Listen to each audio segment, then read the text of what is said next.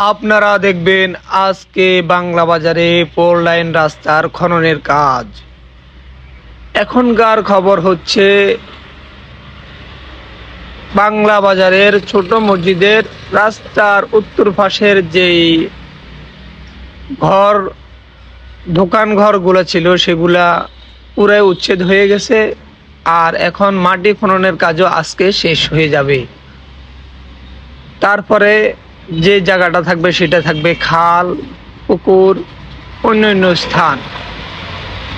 এখন জনগণ এসে ভেপুর আশপাশ দিয়া যে ইটগুলা বাইর হয় এবং কি লোহা লঙ্করগুলা বাইর হয়, তারা এটা নিয়ে তাদের মন মতে তারা নিয়ে যেতে পারতেছে। মোটামুটি কিছু ইট মানুষে নিয়ে যেতেছে।